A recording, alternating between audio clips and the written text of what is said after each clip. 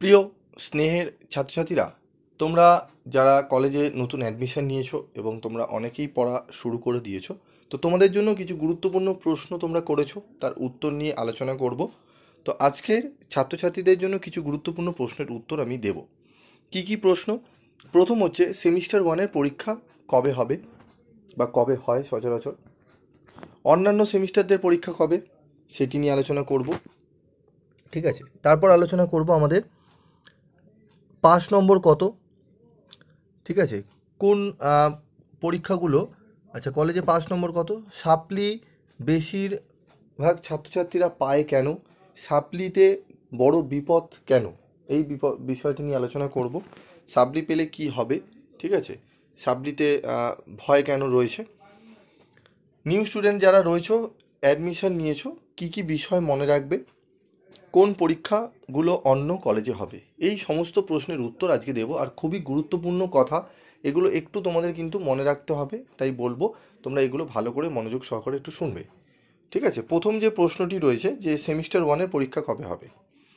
প্রথম তোমাদের বলবো, তোমাদের সেমিস্টার 1, 3 এবং 5 এবং 7 নিউ সিলেবাস অনুযায়ী যারা অনার্স রয়েছে তাদের 8টা সেমিস্টার এবং যারা জেনারেল রয়েছে তাদের 6টা সেমিস্টার। তো যারা জেনারেল রয়েছে সেই বেসিসে যদি ধরো তাহলে 1, 3 এবং 5, আর যদি অনার্স বেসে ধরো তাহলে 1, 3, 5 এবং 7। এগুলোকে বলা হয় তোমার অড সেমিস্টার। এবং ইভেন্ট সেমিস্টার কি 2, 4, 6, 8, এগুলোকে ইভেন্ট সেমিস্টার বলে। তো প্রথম তোমাদের অড সেমিস্টারের পরীক্ষা হয়, ঠিক আছে, জানুয়ারি থেকে ফেব্রুয়ারির মধ্যে। এবং ফার্স্ট সেমিস্টারের পরীক্ষা যেটি হয় সেটি হচ্ছে তোমাদের মার্চের ফার্স্ট উইক থেকে। ঠিক আছে, মার্চের ফার্স্ট বা সেকেন্ড উইক থেকে পরীক্ষা তোমাদের শুরু হয়। যদি খুব দেরি হয় তাহলে একটু দেরি হতে পারে, নাহলে মার্চের দিকেই পরীক্ষা কিন্তু তোমাদের হয়। ফেব্রুয়ারির লাস্ট থেকে মার্চের প্রথম থেকে শুরু পরীক্ষা তোমাদের সচরাচর হয়। ঠিক আছে, তো তোমরা মার্চ ধরেই চলো, মার্চেই তোমাদের পরীক্ষা কিন্তু সেমিস্টার ওয়ানের হবে। অন্যান্য সেমিস্টারের পরীক্ষা কবে হবে, যেরকম থার্ড সেমিস্টার, ফিফথ সেমিস্টারের পরীক্ষা হয় ফেব্রুয়ারির দিকে। ঠিক আছে, এবং থার্ড সেমিস্টারের পরীক্ষা হয় ফেব্রুয়ারি লাস্টের দিকে, ফিফথ সেমিস্টারের পরীক্ষা হয় ফেব্রুয়ারি প্রথম দিকে। ঠিক আছে, বা জানুয়ারি লাস্টের দিকে। কথাগুলো একটু মাথায় রাখবে, ঠিক আছে। তারপরে কলেজে পাস নম্বর স্যার কত। দেখো, তোমাদের নিউ সিলেবাস অনুযায়ী 75 নম্বরের পরীক্ষা হয় এবং লিখিত পরীক্ষা হয়, আর 50 নম্বরের লিখিত পরীক্ষা হয়, আর বাকি 25 নম্বর টিউটোরিয়াল থাকে। 75-এ তোমাদের 30% হচ্ছে 3-7-21, 3-5-15। ঠিক আছে, তোমাদের 22.5 নাম্বার তুলতে হয়, মানে 23 নম্বর। ঠিক আছে, 23 তোমাকে 75-এ তুলতে হবে। 75-এ 23 এবং 50-এ 15, 30% করে। ওকে, 30% কিন্তু তোমাদের পাস মার্ক কলেজে। তারপর রয়েছে সাপ্লি বেশিরভাগ ছাত্রছাত্রীরা পায় কেন, বা সাপ্লি পেলে বিপদ কী।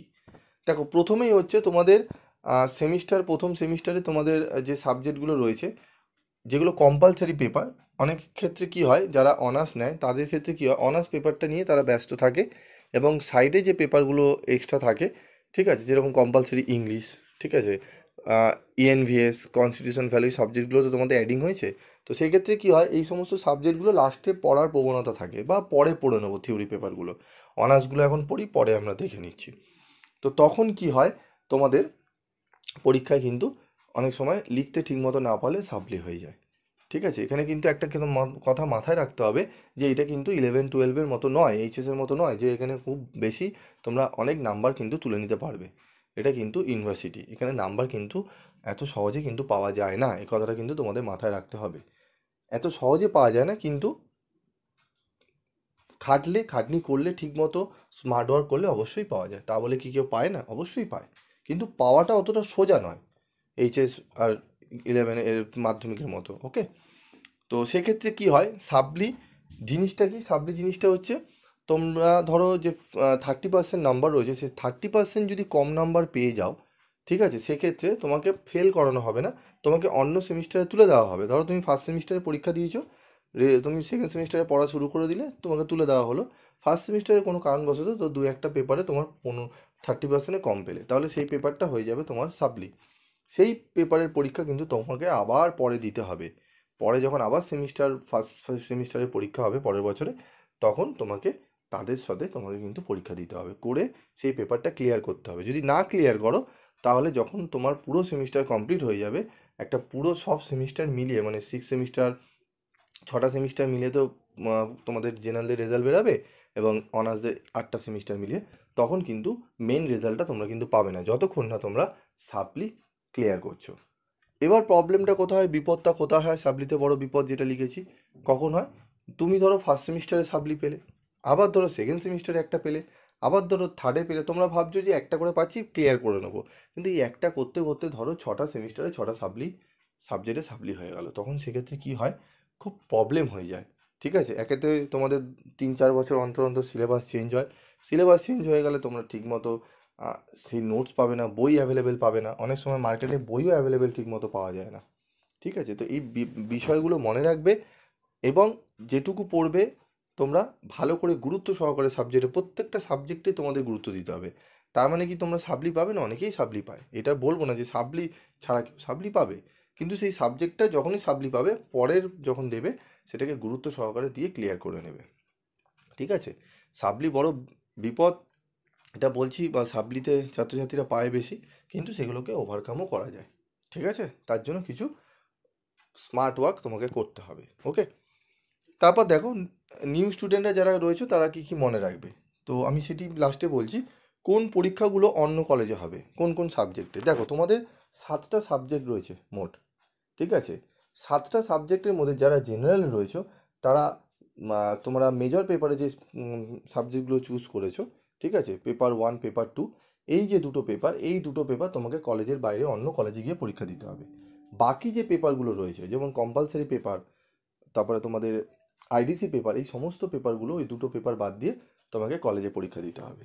এবং অনার্সের ক্ষেত্রে কি মেজর একটা পেপার এবং বাকি মাইনর দুটো পেপার রয়েছে, যে মেজর পেপার একটা অনার্স পেপার এবং তার সাথে দুটো মাইনর পেপার, এই 3টে পেপার কিন্তু, আর তার সাথে একটা সেক পেপার রয়েছে, এই সাবজেক্টগুলো তোমাকে অন্য কলেজে গিয়ে পরীক্ষা দিতে হবে। জেনারেলের ক্ষেত্রে কিন্তু তা নয়, জেনারেলের ক্ষেত্রে দুটো মেন পেপার যেটি থাকে, এবং মাইনর পেপার তো প্রথম সেমিস্টারে পরীক্ষা দিতে হয় না জেনারেলদের, সেটা থার্ড সেমিস্টারে দিতে হয়। তো জেনারেলদের ক্ষেত্রে দুটো পেপার এবং অনার্সের ক্ষেত্রে অনার্স পেপার, একটা মাইনর পেপার এবং তার সাথে এসইসি পেপার, সেক পেপার, এই 3টে পেপার অন্য কলেজে পরীক্ষা দিতে হয়। বাকি যে পেপারগুলো রয়েছে সেগুলো সবই কলেজে পরীক্ষা দিতে হয়। ঠিক আছে, তাহলে বোঝা গেল।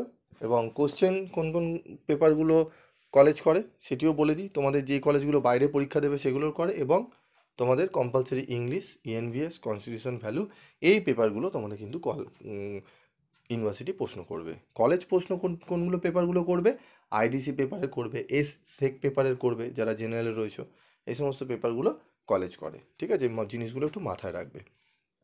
এবার বলবো যে নিউ স্টুডেন্টরা যারা রয়েছে তারা কি কি মনে রাখবে, এই যে বিষয়গুলো বললাম। প্রথম হচ্ছে যে তোমাকে মনে রাখতে হবে 5 নম্বর কত, সেইটা মনে রাখবে তোমরা। ঠিক আছে, সাপ্লি কি, সাপ্লিমেন্টারি পরীক্ষা কিভাবে দিতে হয়, কি করলে সাপ্লি আমরা পাবো না, এই বিষয়গুলো মনে রাখবে। ঠিক আছে, এবং অনার্স যারা রয়েছে সেই পেপারের সাথে সাথে বাকি যে পেপারগুলো রয়েছে সেগুলো গুরুত্ব সহকারে পড়তে হবে, এই বিষয়গুলো মনে রাখবে।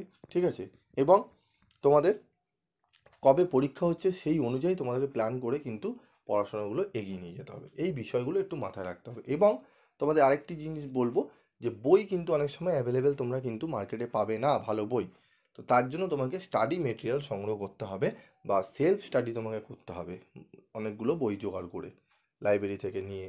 তো এইগুলো যদি করো, এইগুলো যদি মাথায় রাখো ঠিকঠাক করে, দেখবে তোমরা সাপ্লি সেরকম পাচ্ছ না এবং ভালো রেজাল্ট করে তোমরা বেরিয়ে যাচ্ছ। তারপরেও যদি তোমাদের কোনো অসুবিধা থাকে যে স্যার আমরা একটু ফাইন্যান্সিয়াল প্রবলেম রয়েছে, বই কিনতে পারছি না, টিউশন নিতে পারছি না, তোমরা একবার ভরসা করে পিবি স্টাডি ক্লাসের চ্যানেলটি সাবস্ক্রাইব করে রাখো এবং পাশে থাকা বেল আইকনে ক্লিক করে রাখো। তোমাদের যদি ওই প্রথম সেমিস্টারে যদি এটা করে রাখো, তোমাদের আমি গ্যারেন্টি সহকারে বলছি এটুকু, যে তোমরা পুরো সেমিস্টার শেষ হয়ে গেল তোমরা কিন্তু পিবি স্টাডি ক্লাস চ্যানেল ভুলতে পারবে না। ঠিক আছে, এবং তোমাদের জন্য আরও অনেক অনেক সুবিধা রয়েছে, সেগুলোকে অবশ্যই তোমরা চাইবো তোমরা সেগুলোকে গ্রহণ করো, সেগুলো সাহায্য নিয়ে তোমরা এগিয়ে যাও। পিবি স্টাডি ক্লাস সবসময় তোমাদের পাশে আছে। তোমাদের আরও যদি কোশ্চেন থাকে, প্রচুর কোশ্চেন আছে, আরও অনেক কোশ্চেন আছে, তোমার যদি থাকে কমেন্ট বক্সে লিখে জানাও, স্যার আমার এই প্রবলেম, ওই কোশ্চেন, সমস্ত প্রশ্নের উত্তর আমি দেবো। ঠিক আছে, আজকের মতো ভিডিওটি এইটুকুই, দেখা হচ্ছে পরবর্তী ভিডিওতে। সকলে ভালো থাকবে, সুস্থ থাকবে।